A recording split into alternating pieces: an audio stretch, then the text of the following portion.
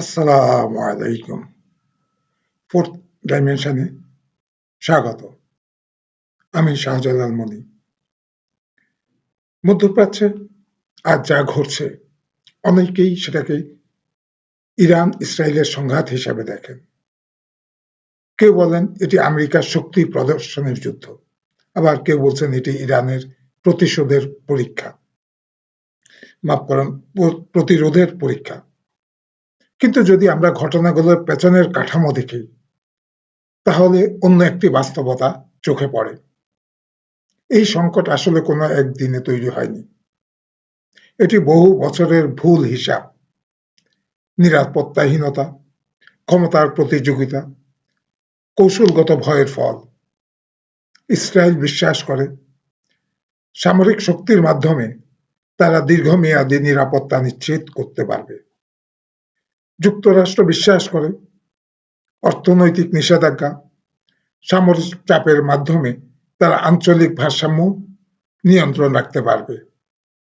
আর Iran বিশ্বাস করে সময়, ভূগোল ও ধৈর্যের শক্তি শেষ পর্যন্ত তাকে টিকিয়ে রাখবে। আজ এই তিনটি বিশ্বাসই একে অপরের সাথে সংঘর্ষে লিপ্ত। যুদ্ধের প্রকৃত প্রশ্ন কি? আমরা সাধারণত যুদ্ধকে দেখি যে বেশি বোমা ফেলতে পারে, কার বিমান বাহিনী শক্তিশালী বা কার অস্ত্র আধুনিক, এই দৃষ্টিকোণ থেকে। কিন্তু ইতিহাস ভিন্ন কিছু বলে। ভিয়েতনাম, আফগানিস্তান, ইরাক সব জায়গায় দেখা গেছে সবচেয়ে শক্তিশালী সেনাবাহিনী সবসময় রাজনৈতিক বিজয় অর্জন করতে পারে না। কারণ আধুনিক যুদ্ধের মূল প্রশ্ন হলো কে সবচেয়ে বেশি আঘাত করতে পারে, এটা নয়। প্রকৃত প্রশ্ন হলো কে সবচেয়ে বেশি চাপ সহ্য করতে পারে। এই জায়গাতেই ইরান, ইসরায়েল ও যুক্তরাষ্ট্রের হিসাবের ভিন্নতা। তিন পক্ষের তিনটি ভয়। ইসরায়েলের সবচেয়ে বড় ভয় হলো কৌশলগত ঘেরাও। তারা আশঙ্কা করে যদি এখন কঠোর অবস্থান না নেয়, ভবিষ্যতে পরিস্থিতি আরো বিপজ্জনক হয়ে উঠতে পারে। অন্যদিকে যুক্তরাষ্ট্র ভয় হলো বিশ্বাসযোগ্যতা হারানো। ওয়াশিংটন জানে যদি ইরান দীর্ঘদিন চাপের মধ্যেও টিকে থাকে, তাহলে বিশ্বের অন্যান্য দেশও বুঝবে যে আমেরিকার চাপ সবসময় কাঙ্ক্ষিত ফল দেয় না। আর ইরানের সবচেয়ে বড় ভয় হলো আত্মসমর্পণ। তেহরান বিশ্বাস করে একবার প্রতিরোধের ক্ষমতা ছেড়ে দিলে তাদের পরিণতি ইরাক বা লিবিয়ার মতো হতে পারে। এ কারণেই কূটনীতি কঠিন হয়ে পড়েছে। কারণ তিন পক্ষই নিজেদের অস্তিত্ব রক্ষার লড়াই হিসাবে দেখছে। আমেরিকার শক্তি কিন্তু সীমাবদ্ধতা।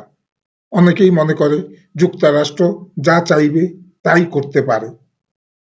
বাস্তবতা এত সরল নয়।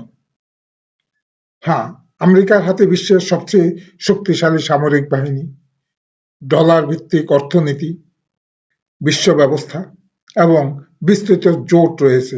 বিশ্বজুড়ে তার অসংখ্য জোট রয়েছে। কিন্তু একই সঙ্গে তাদের উপর রয়েছে অসংখ্য দায়বদ্ধতা।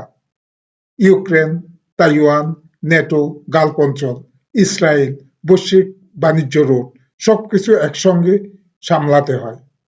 এটি একটি সুপার পাওয়ারের শক্তি, আবার এটাই তার দুর্বলতা।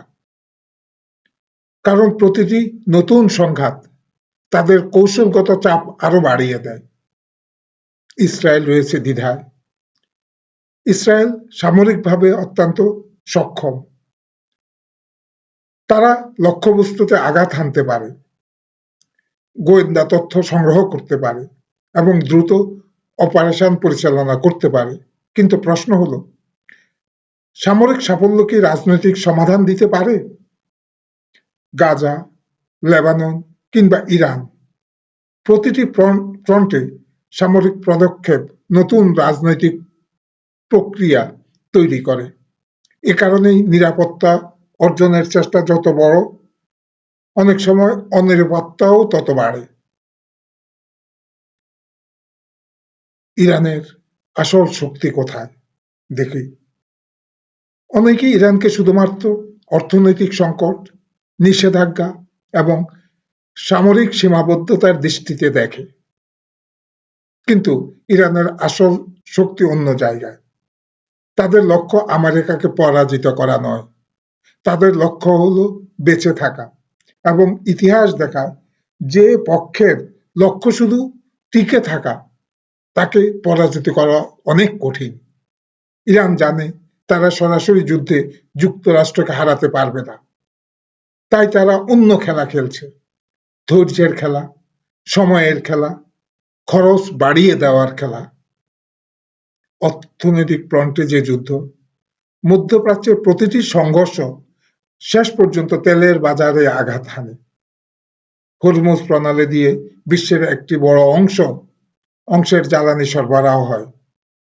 যখন যুদ্ধের আশঙ্কা বাড়ে তখন তেলের দাম বাড়ে, তেলের দাম বাড়লে মুদ্রাস্ফীতি বাড়ে, মুদ্রাস্ফীতি বাড়লে রাজনৈতিক চাপ বাড়ে, আর এই চাপ শেষ পর্যন্ত ওয়াশিংটন, ব্রাসেল এবং বিশ্বের অন্যান্য রাজধানীতে গিয়ে ধাক্কা মারে। এ কারণে ইরান কেবল একটি সামরিক চ্যালেঞ্জ নয়, এটি একটি অর্থনৈতিক এবং ভূরাজনৈতিক চ্যালেঞ্জও। এই পরিস্থিতিতে কি হতে পারে সামনে? আমার পর্যবেক্ষণে তিনটি সম্ভাবনা রয়েছে। প্রথমত, সীমিত উত্তেজনা কমিয়ে আনা। দ্বিতীয়ত, দীর্ঘমেয়াদী নিয়ন্ত্রিত অস্থিতিশীলতা। নিয়ন্ত্রিত অস্থিতিশীলতা, কিন্তু নিয়ন্ত্রিত, অনিয়ন্ত্রিত নয়। আর তৃতীয়ত, বৃহত্তর আঞ্চলিক সংঘাত।